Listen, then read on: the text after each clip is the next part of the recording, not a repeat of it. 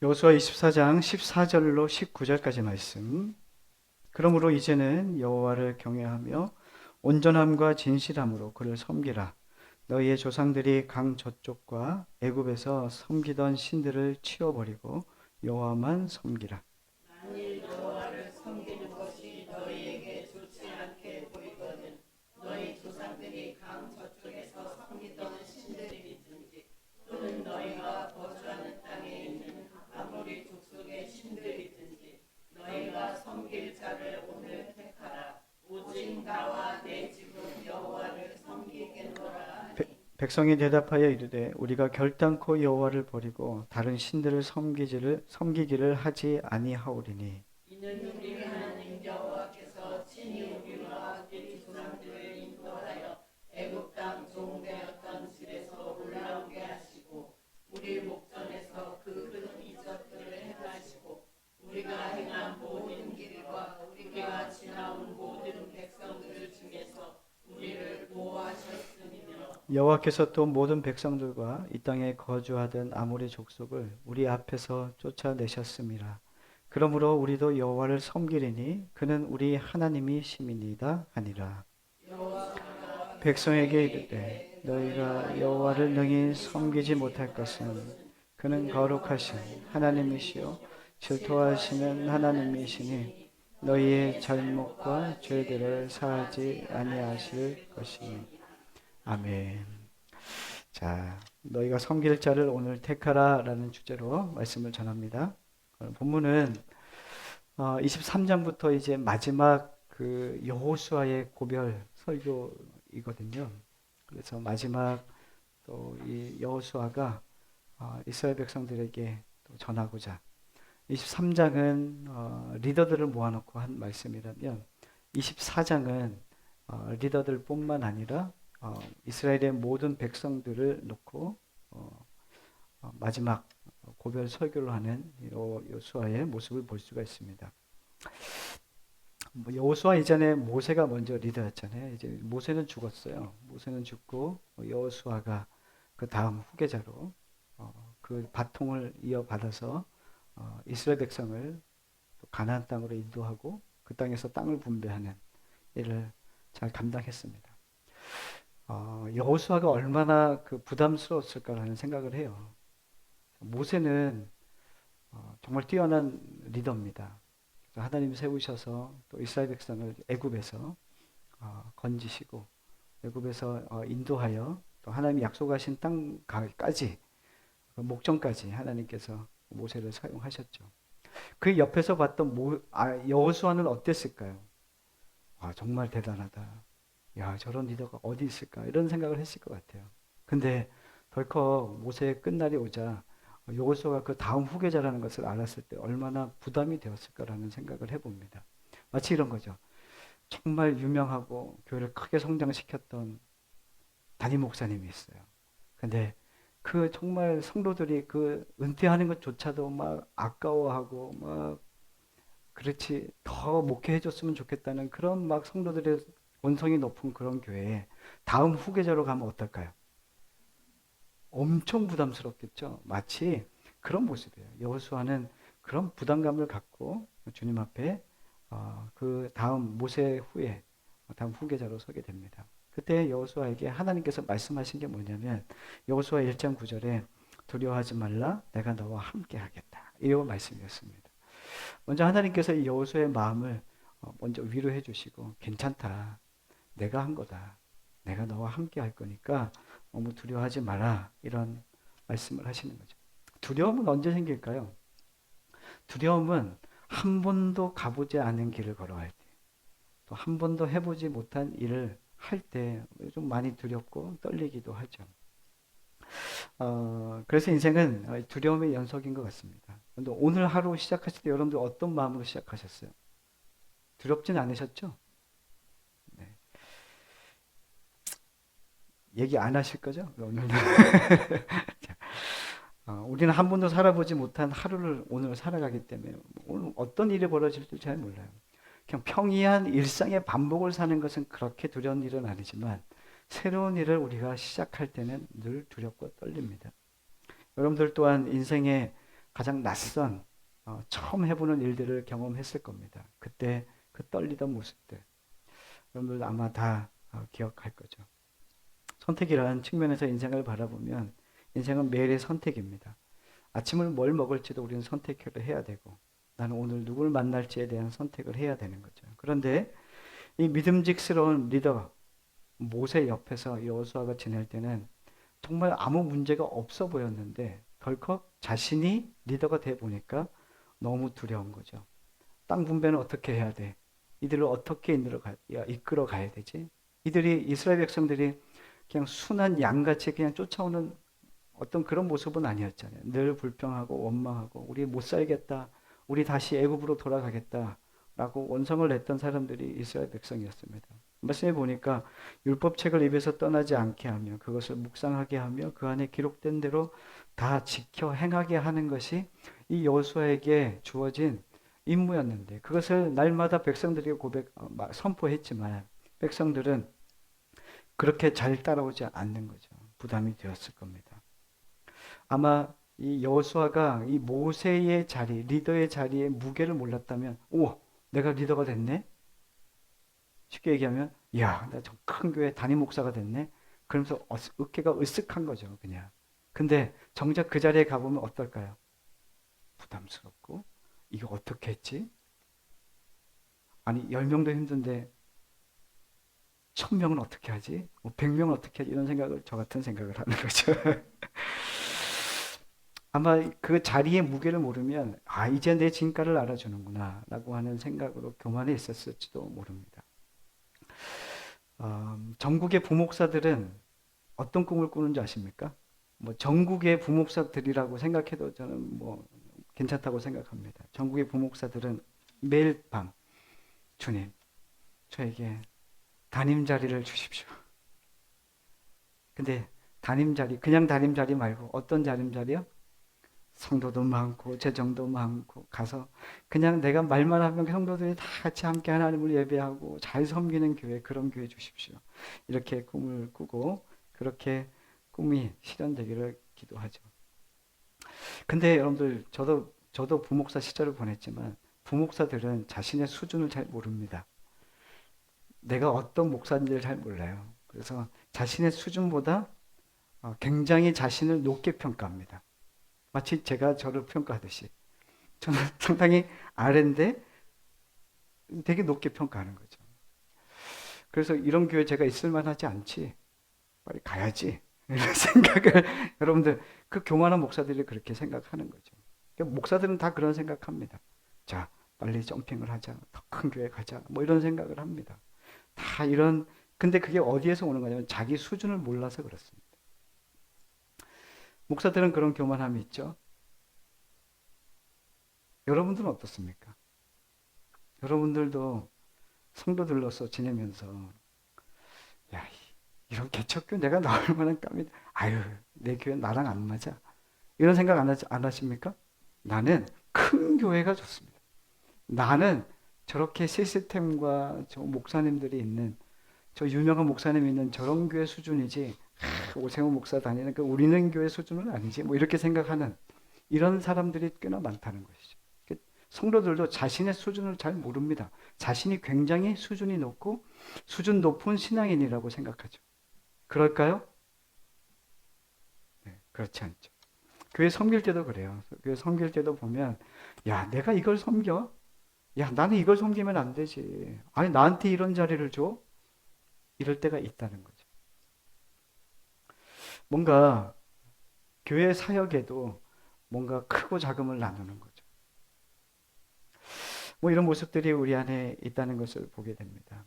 자, 다시 이제 본문을 돌아가서 이 고별 설교를 하는 여호수아가 그 이스라엘 리더들과 백성들을 한 자리에 모은 그 장소, 그 자리에서 하나님이 주시는 말씀을 선포하고 있습니다. 중요한 메시지를 던지고 있는 거겠죠. 중요한 이 말씀을 근데 중요한 이 말씀을 어디서 하는가가 좀 중요한 본문의 오늘 내용을 좀 살펴봐야 되는데 자, 24절 말씀을 함께 24장 1절 말씀을 함께 읽어보도록 하겠습니다. 시작. 여호수아가 이스라엘에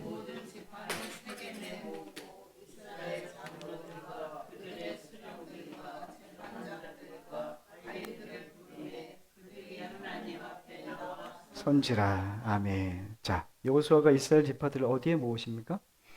세겜으로 모읍니다. 세겜으로 모읍니다. 이 세겜이라는 지역은 어떤 곳이냐면, 자, 우리 창세기로 돌아가 보면 야곱이 형 에서를 피해서 도망해요. 그래서 외삼촌 라반의 집에서 20년 동안 머물고 20년 후에 이제 고향으로 돌아오게 됩니다.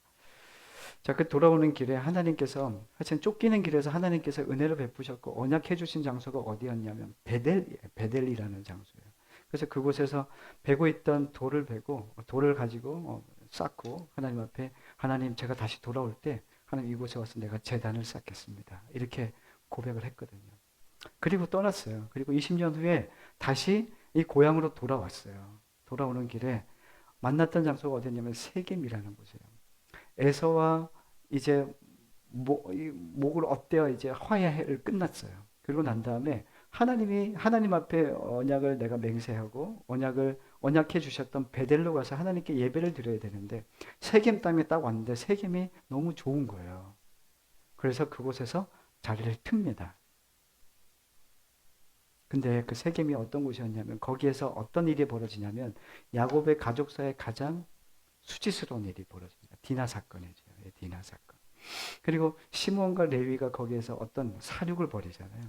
거기에서는 가족사에, 이 야곱의 가족사에는 가장 수치스러운 장소가 되었습니다. 근데 하나님께서 지금 여호수아가 지금 이스라엘 백성들을 다 어디에 모으냐면 그 세겜이라는 장소에 모으는 거예요.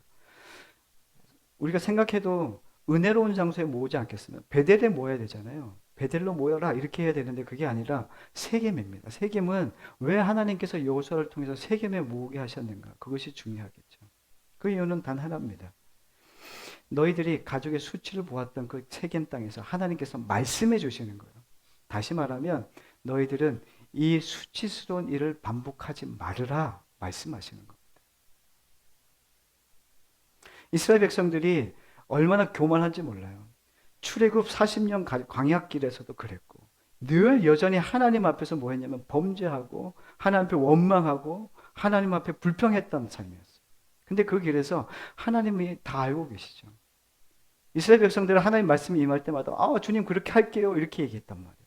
그리고 돌아서면 어때요? 네. 하나님 말씀대로 안 했어요. 누구랑 비슷해요? 네. 우리랑 비슷해요. 하나님을 사랑한다고 하나님이 우리를 이스라엘 백성들을 구원하셔서 그 애굽에서 그 종되었던 땅에서 구원하셔서 하나님이 약속하신 그 장소까지 인도해 주셨고 그 길을 걸어가게 하셨고 증거들을 무수히 보여주셨음에도 불구하고 이스라엘 백성들은 하나님을 신실하게 성실하게 하나님을 섬기지 않았습니다. 이게 이스라엘 역사입니다. 우리의 모습과 똑같죠. 매일매일의 하나님의 인도하심이 있었음에도 불구하고 우리의 마음에 어떤 마음이 있냐면 늘 불평스러워요. 만족함이 없어요. 이게 인간 안에 있는 아픔이죠. 이게 죄성입니다. 자, 그래서 하나님은 세겜이라는 장소에 이 수치의 장소에서 하나님께서 너희들 다시금 이 수치를 반복하지 않았으면 좋겠다. 라고 하나님께서 이 세겜 땅에 모으시고 이스라엘 리더들과 이스라엘의 모든 백성들을 모아놓고 말씀하시는 겁니다. 자, 2절부터 나오는 13절까지의 내용은 어떤 말씀이냐면 이 설교의 원문이에요. 설교의 원문. 그러니까 이스라엘 백성들을 하나님께서 어떻게 인도해 내셨는지를 창세기부터 시작하는 거예요. 그러니까 그 이스라엘의 조상은 누굽니까? 아브라함이죠. 그러니까 아브라함부터 시작해서 아브라함을 어떻게 불러내셨고 하나님께서 어떻게 인도해 내셨는지를 기록한 내용입니다. 우리 함께 2절 말씀만 읽어볼게요. 시작. 여호수아가 모든 백성에게 이르되 이스라엘의 하나님 여호와께서 이같이 말씀하시기를 옛적에 너희의 조상들 곧 아브라함 나홀의 아버지 데라가 강 저쪽에 거주하여 신들을 섬겼으나. 아멘. 자, 오늘 2절 말씀에 보면 이렇게 되어 있어요. 여호수아가 모든 백성에게 이르되 이스라엘의 하나님 여호와께서 이같이 말씀하시기를 옛적에 너희의 조상들 곧 아브라함의 아버지 이렇게 되어 있습니다. 여기 보면은 옛적에 너희의 조상들입니다. 이 복수로 사용하신 이유는 분명히 있는데 여기 이 조상들 안에는 아버지 아브라함의 아버지인 데라와 아브라함까지 포함시키는 거죠. 그러니까 하나님께서는 이 옛적의 너희의 조상들이라고 하면서 아브라함을 어떻게 그의 아버지와 그 아브라함을 어떻게 얘기하고 있냐면 너희들은 이 아브라함, 데라와 아브라함은 하나님을 전혀 알지 못하던 존재들이었다. 아브라함은 그러니까 데라는 아브라함의 아버지 데라는 그 이방 신상을 만드는 사람, 우상 신상을 만들던 사람이었어요. 근데 하나님께서 찾아오셔서 그에게 말씀해 주셨고 그를 불러내셨습니다. 그래서 여기 나오는 말씀이 뭐냐면 나홀의 아버지 데라가 강 저쪽에서 거주하여 다른 신을 섬겼다고 되어 있어요. 갈대 우르에서 다른 신을 섬겼습니다. 근데 이스라엘 백성을 강 이쪽에서 강 저쪽에서 강 이쪽으로 하나님께서 옮기신 거예요. 그래서 히브리라고 하는 뜻이 뭐냐면 강을 건너온 사람들이라는 뜻이에요. 히브리인들, 강을 건너온 사람들이라는 뜻이란 말이죠. 그러니까 하나님에 대한 감각이 전혀 없는 아브라함을 하나님께서 그를 인도하여 그런 죄로 인해서 죽을 수밖에 없었는데 하나님께서 그들을 친히 택하셔서 여기까지 인도하셨다는 것을 말씀해 주고 계십니다. 2절부터 나오는 것이 뭐냐면 다 이스라엘 백성들이 순종했다는 말이 전혀 없고 내가 내가 누굽니까?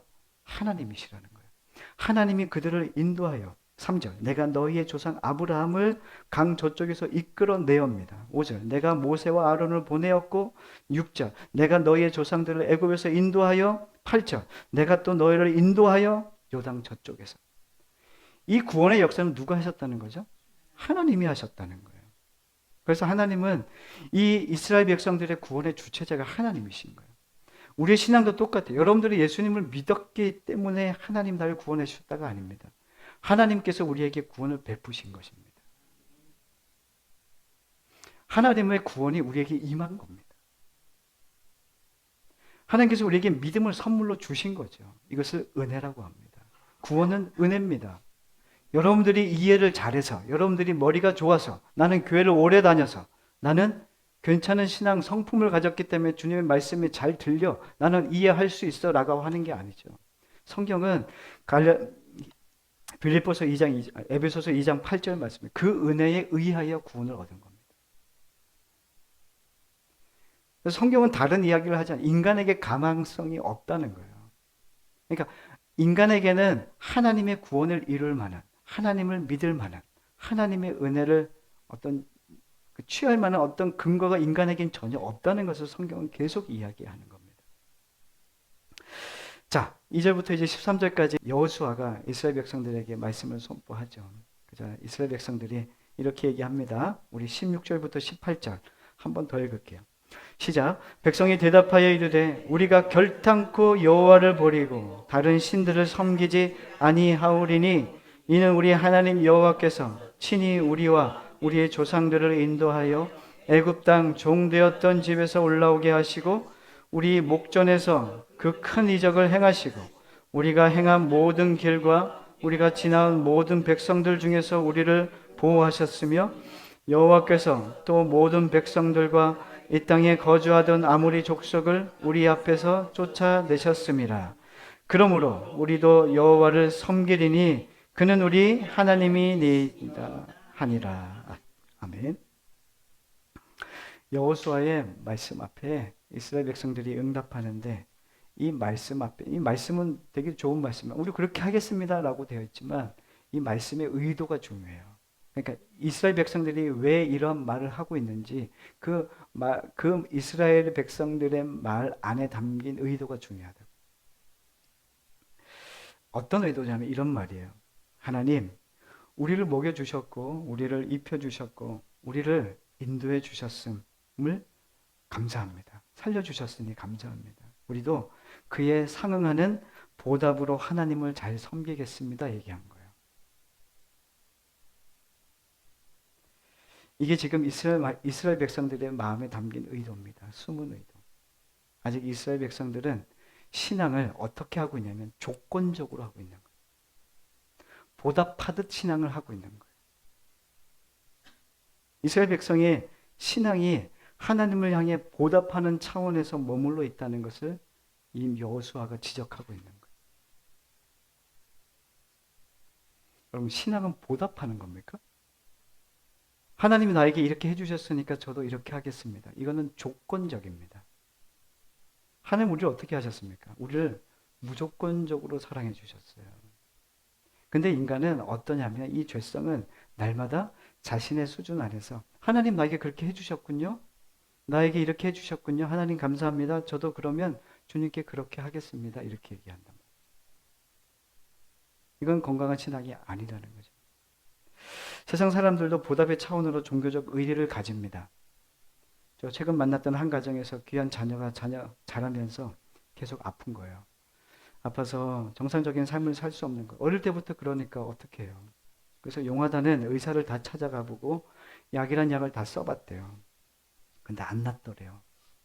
안 나아서 지금 수소문 끝에 한 스님을 만났대요. 한 스님을 만나서 그 스님을 만나서 억을 딱 보고 그 자신에 있던 그 자녀에 대한 아픔을 이야기했대요. 그래서 스님이 얘기하더래요.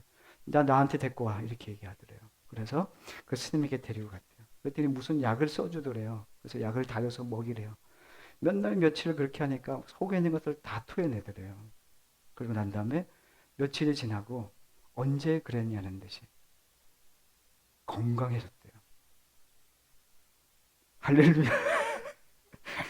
그러면서 저한테 얘기하는 거예요. 제가 우리 교회도 한번 와보세요. 그랬더니 그분이 그렇게 얘기하시더라고요. 아니요, 목사님, 저도 교회에 있는 거 알아요. 그런데 그 스님이 내 자녀를 그렇게 고쳐줬어요. 목사님, 저는 그 스님을 배신할 수가 없어요. 저는 어떤 얘기를 들었냐면, 어떤 마음이 들었냐면, 의리를 지키고 있구나, 이런 생각이 들었어요. 여러분들, 종교를, 우리 신앙함을 의리를 지킨다고 생각하는 분들이 꽤나 많아요. 내 자녀 살려주셨으니까 보답의 차원에서 그 신을 섬기고, 이것은 하나님이 기뻐하시는 신앙의 모습이 아닙니다. 하나님 우리에게 그렇게 의리를 지키는 신앙생활을 하라고 말씀하신 적이 한 번도 없어요. 신앙은 의리와 보답의 차원에서 하는 게 아니라 나에게 좋은 것을 주셨기 때문에 하는 게 아닙니다. 여러분들 하나님께서 여러분들에게 좋은 것을 주셨을 겁니다. 근데 여러분들 그걸 주셨기 때문에 하나님께서 여러분들이 하나님을 섬기면 안 됩니다. 처음에 신앙이 그럴 수는 있지만 신앙은 어떻게 되냐면 복음은 예수 그리스도는 그분이 유일하신 생명이기 때문입니다. 하나님께만 영생이 있기 때문에 우리는 그분만 섬깁니다. 신앙은 조건적이나 보답의 차원이 될 수가 없다는 것을 말하고 있는 거죠. 여호수아가 이렇게 묻는 거예요, 백성들에게. 너희들 정말 섬길 자를 섬겨라. 이걸 몇 번 얘기하냐면 3번 묻는 거예요. 그러자 이스라엘 백성들이 다 동일한 고백을 하는 거예요. 우리는 하나님만 섬기겠습니다. 그리고 21절, 우리 21절 한번 더 읽어볼까요? 시작. 백성이 여호수아에게 말하되 아니니이다. 우리가 여호와를 섬기겠나이다. 24절. 백성이 여호수아에게 말하되 우리 하나님 여호와를 우리가 섬기고 그의 목소리를 우리가 청종하리이다 하는지라. 이스라엘 백성들이 뭐라고 얘기하냐면 알겠습니다. 우리 그렇게 하겠습니다. 우리 그렇게 하나님만 섬길게요. 이렇게 이야기하는 거죠. 근데 여호수아는 알죠. 그들이 하나님의 그 구원의 역사를 보았음에도 불구하고 홍해 건너물 경험하고도 하늘에서 만나를 경험하고도 예? 반석에서 물을 냄도 경험하고도 이스라엘 백성들은 하나님을 올바르게 섬기지 않았단 말입니다. 그러면 기적이 우리를 하나님께로 인도하는 게 아닙니다. 기적은 하나님의 표적일 수 있습니다. 표적이란 것은 하나님을 가리키는 거죠. 그래서 우리가 하나님을 믿는 일에 기적이 있을 수 있지만 기적으로 신앙생활을 하면 잘못됩니다. 하나님은 우리를 어디로 계속 인도하냐면 하나님의 말씀으로 인도합니다. 요한복음 1장 1절에 말씀은 곧 하나님이시기 때문에 그렇습니다. 그래서 하나님을 믿는 믿음은 이 말씀으로 계속해서 우리를 인도하십니다. 깊어지는 신앙은 기적을 찾아서 새로운 기적을 계속해서 경험하는 게 아니라 말씀 안에 깊어지는 겁니다. 이게 하나님의 사람으로 살아가는 신앙인의 태도입니다. 여호수아는 이스라엘 백성의 수준이 조건절로 또 보답의 차원에 머물러 있기를 바라지 않았습니다. 하나님은 우리에게 보답하라고 신앙을 요구하지 않습니다. 우리가 보답하면 얼마나 더 보답하겠습니까? 한 주간 우리가 열심히 일해서 주님 앞에 드리는 이 예물도 사실은 우리 옛날에 그렇잖아요. 막 아이가 아빠 나 이거 줄게 그러면서 우리 아이가 가서 밖에 나가서 막 앵벌이 해가지고 껌 팔아가지고 돈 벌어가지고 주님 앞에 드리는 이런 행위와 마찬가지 아니겠습니까? 하나님 그걸 우리에게 야 그래 돈 가져왔구나 헌금 냈구나 헌신했구나 이렇게 기뻐하는 일이 없다는 말입니다. 그것이 우리의 신앙을 하나님 앞에 더 깊게 만들어가지 않는다는 겁니다. 한국교회 성도들 안에 지금도 이런 하나님께 보답하려는 차원에서 신앙에 머물러 있다는 것을 우리는 봅니다. 하나님 우리의 가정 이렇게 세워주셨으니까 하나님 우리의 자녀를 이렇게 잘되게 해주셨으니까 하나님 우리의 가정을 이렇게 건강하게 해주셨으니까 하나님 제가 하나님 잘 섬길게요. 이것은 보답의 차원입니다. 조건적인 신앙생활을 하는 겁니다. 그러면 하나님이 기뻐하시는 신앙생활은 뭘까요? 오늘 그것을 함께 나누려고 하는 거죠. 신앙생활은 하나님의 보답과 조건적인 순종, 상거래를 하는 것이 아니라 오늘 여호수아서 23장 11절의 말씀입니다. 우리 함께 읽을까요? 여호수아 23장 11절 함께 읽겠습니다. 시작. 그러므로 스스로 조심하여 너희의 하나님 여호와를 사랑하라. 어떻게 하는 거라고요? 하나님을 사랑하는 겁니다. 하나님을 사랑하는 것. 그분께 묶여서 그분만 사랑하는 법을 배우면 거기에 답이 모두 있습니다. 그런데 우리는 아직도 끝까지 뭔가를 보답해야 된다는 생각을 하죠. 그것은 아직 하나님의 깊이로 들어가지 못한 태도와 그런 상황 가운데 있다는 것을 보여주는 것이기도 합니다. 자, 어떤 사람은 일로서 하나님 앞에 기도하고 하나님 앞에 선교하고 하나님 앞에 봉사하는 사람이 있어요. 일로서요.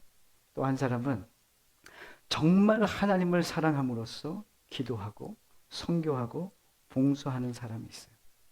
이 사람과 이 사람은 같을까요? 다를까요? 다른 거 아시죠? 우리가 보답의 차원, 조건적인 상거래적인 하나님 앞에 기도와 헌금과 또 선교와 헌신은 하나님 기뻐하시는 모습이 아니죠. 이 사람은 매일 메마를 거예요. 시간이 지날수록 힘이 빠진단 말이에요. 그런데 하나님의 사랑을 입은 자는 말이죠. 하나님의 사랑을 입고 기도하고 그 사랑에 의하여 선교하고 그 사랑 때문에 봉사하는 사람은 날마다 즐겁습니다. 그 사랑만 깨달아지면 전혀 우리에게 문제가 될 게 없는 거죠. 그 사랑이 우리를 인도하신다는 거예요. 이게 퀄리티의 차이는 사랑에 있는 거예요. 일로서 주님 앞에 나아가는 사람은 계속 소진된단 말이에요. 근데 사랑 안에 있는 자들은 어때요? 주님의 사랑 때문에 모든 것이 풍성해짐을 경험해요. 우리에게 뭐가 없기 때문이에요, 요즘에 우리가. 여러분들 안에 열심과 떨어지고 열심히 열정도 떨어지는 이유가 뭔지 아십니까?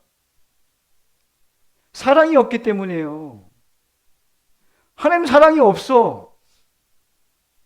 여기서 주님 사랑 가장 많이 받는 사람 누군지 알아요? 네, 또 저라고 얘기하면 또. 자, 우리 14절 말씀 한번 읽어볼까요? 24장 14절. 자, 읽겠습니다. 그러므로 이제는 여호와를 경외하며 온전함과 진실함으로 그를 섬기라. 너희의 조상들이 강 저쪽과 애굽에서 섬기던 신들을 치워버리고 여호와만 섬기라. 아멘. 이 말씀은 어떤 말씀입니까? 하나님께만 집중하라는 거죠.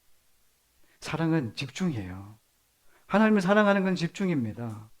하나님은 0.01%도 다른 어떤 것을 바라보지 말라고 얘기하시는 거예요. 그래서 15절에 뭐라고 그러는지 아십니까? 하나님은 어떤 분이라고요?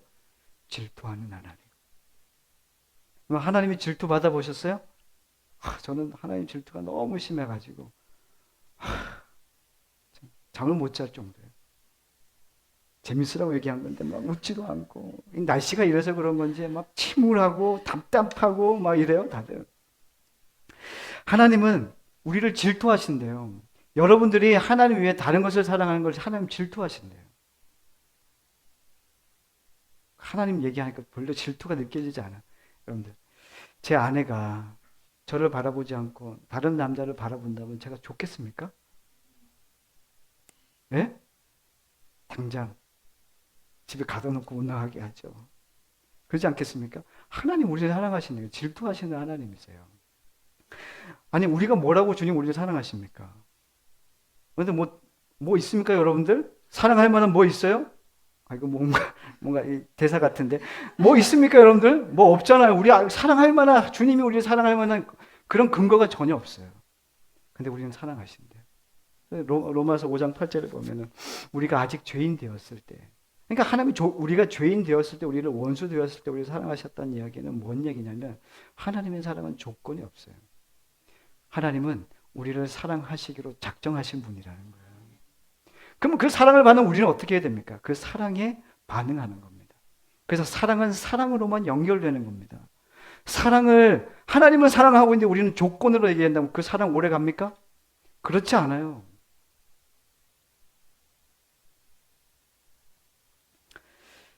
그래서 15장 말씀에 15절 말씀에 이렇게 이야기하죠. 우리 함께 읽도록 하겠습니다. 시작.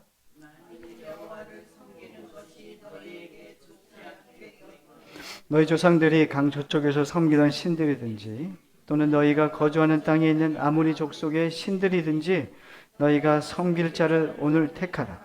오직 나와 내 집은 여호와를 섬기겠노라. 아멘. 너희가 섬길 자를 오늘 택하라. 오직 나와 내 집은 여호와를 섬기겠노라. 이 말씀은 문자적으로 너희들 초이스를 자유롭게 허락하는 것이 아닙니다.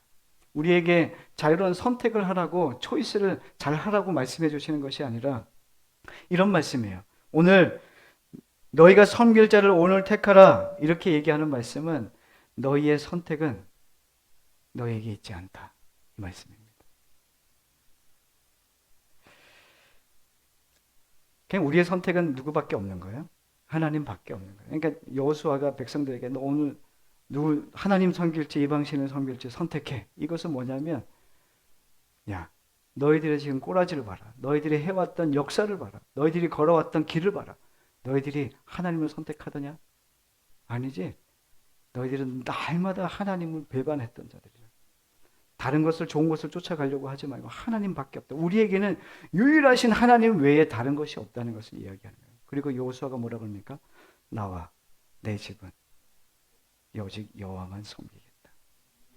그 여호와는 지금 자신의 사랑을 고백하고 있는 거죠. 나는 하나님 외에 사랑이 없다.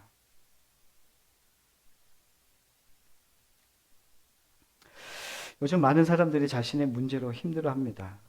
문제를 해결하고 상처를 치유받고자 전문가를 많이 찾아가죠. 여러분들 이런 얘기 들어보셨습니까? 요즘에 TV에 자주 나오는 대한민국 3대 해결사. 대한민국 3대 해결사 아십니까? 첫 번째 자녀 양육 오은영 박사. 3대 해결사예요. 두 번째 누굽니까? 요리 문제 백종원 대표. 또 세 번째 개 문제, 애견 문제 누굽니까? 강형욱. 그래서 이 사람을 세 사람을 대한민국 3대 해결사라고 이야기합니다. 근데 중요하게 신기하게도 이분들 앞에 데리고 가잖아요. 뭐 가정의 자녀의 문제든 개 문제든 아니면 이 요리의 문제든 뭐 이렇게 가지고 가면은 이 솔루션을 해결합니다. 신기하죠? 참. 근데 이런 장면을 우리가 보지만 여러분들 근데 우리 인생의 문제와 이 영적인 문제를 어떤 사람이 해결할 수 있습니까? 없어요. 영적인 일은 세상의 방법으로 해결할 수 없음을 우리는 날마다 봅니다. 누가 해결해 주셔야 되냐면 오직 성령밖에 없어요. 오직 하나님이 우리에게 그 영적인 문제를 해결해 주셔야 됩니다. 여호수아는 이스라엘 백성에게 선택하라. 오직 나와 내 집은 여호와를 섬기겠다라고 하는 말한 것은 나에게는 선택의 여지가 없다. 오직 하나님 외에 선택할 분이 없음을 고백한 것입니다. 하나님 외에 선택할 분이 없음을 고백한 구원받은 사람은 어떻게 살아가느냐? 두 가지만 나누고 마치겠습니다. 첫 번째는 끌려가는 삶입니다. 끌려가는 인생. 창세기 6장에 보면은 이 세상에 악이 가득했어요. 그래서 하나님께서 이 땅을 심판하십니다. 그래서 하늘에서 비가 내리게 하죠. 그때 한 사람을 세우는데 노아라고 하는 사람입니다. 그래서 노아를 그 배를 짓게 만들죠. 그리고 배를 짓게 만들고 노아의 가정과 노아 외에는 아무도 그 배에 들어가는 사람이 없습니다. 그 성경은 그 노아가 들어간 그 배를 방주라고 이야기합니다. 히브리어로 테바라고 얘기하죠. 자, 노아가 만든 이 테바는 축구장보다 더 큰 길입니다. 엄청 큰, 우리가 생각하는 그 규모를 제가 알아봤더니 길이가 136.8m, 너비가 22.8m, 높이가 13.68m입니다. 엄청난 규모의 배인 거죠.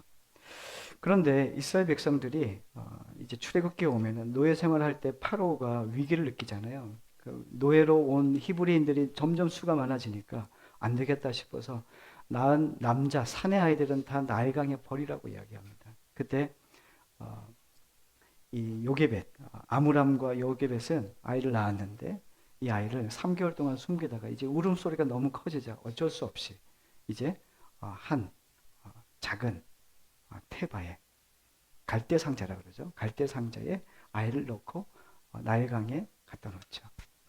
중요한 것은 이 갈대상자가 테바입니다. 그러니까 테바는 크기와 작고 크고의 문제는 아닌 것 같아요. 이 테바의 가장 중요한 것은 뭐였냐면 무동력입니다. 무동력. 동력이 없다는 거예요. 그렇죠? 키도 없죠. 돛도 없죠.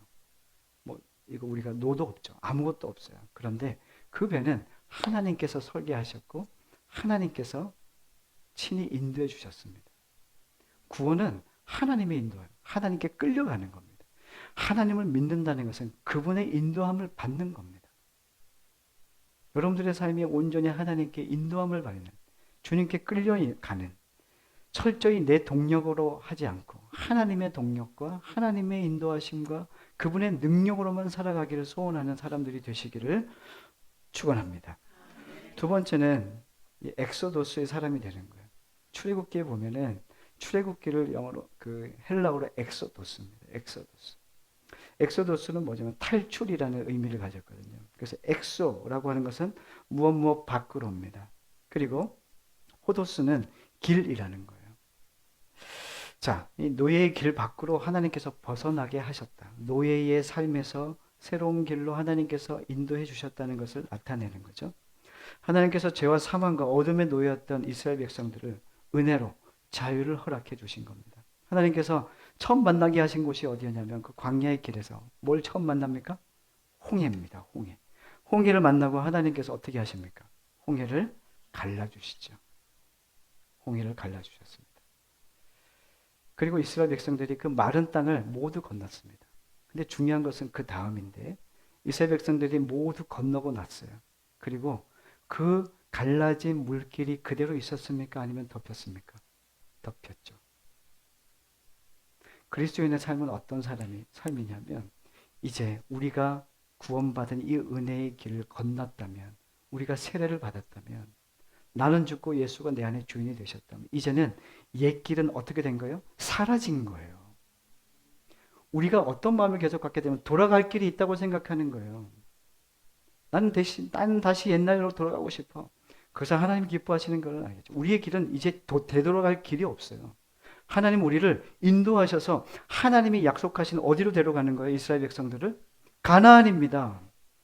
하나님이 약속하신 그 장소가 있는 겁니다. 그 자리가 있는 겁니다.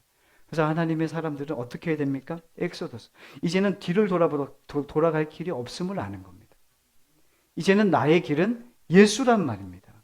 나의 길은 오직 하나님의 말씀밖에 없다는 것을 이야기하는 겁니다. 우리 그리스도인들은 은혜로 구원받습니다. 근데 은혜로 구원받는 게 끝이 아니죠. 은혜로 구원받은 사람, 이제는 은혜의 길을 걷게 되는데 은혜의 길 안에는 무엇이 필요한지 성경은 이야기합니다. 그게 뭐냐면 의지입니다. 의지. 자, 여러분들에게 도전하고 싶습니다. 여러분들은 의지를 내서 주님의 길을 선택하고 따라가고 계십니까? 여호수아는 지금 이스라엘 백성들에게 의지를 내라고 얘기하는 거예요. 너희들의 삶을 되돌아보고 이제는 되돌아갈 길이 없는 그 길을 미련을 두지 말고 하나님이 우리에게 허락하신 그 길, 예수 그리스도가 걸어가신 그 십자가의 길을 온전히 걸으라고 말씀해 주시고 계신 거죠. 이 길 외에 없다는 거예요. 이 길 외에 돌아갈 길이 없어요. 좌회전 우회전 할 것도 없어요. 주님이 걸어가신 그 길만 보고 가라는 거죠. 그 길 외에 없어요. 그래서 사도행전에서 하나님은 그리스도인들을 뭐라고 그러냐면 그 길의 사람들이라고 그럽니다. 그 길의 사람들. 옛 길이 아니라 예수 그리스도가 걸어가신 그 길의 사람들. 정말 여러분들이 예수 그리스도의 속죄와 구원을 믿는다면 이제 정말 그 길에 향해서, 그 가나안을 향해서 예수 그리스도의 길을 쫓아가야 될 줄 믿습니다. 시편 39편에 보면 인생을 이렇게 설명합니다. 한 뼘이라고 얘기합니다. 한 뼘. 인생은 한 뼘 길이로 이렇게 표현합니다. 인생은 한 뼘이면 이거 대단한 겁니까? 대단하지 않은 겁니까? 네, 대단하지 않다는 것을 다윗이 이야기하는 거죠.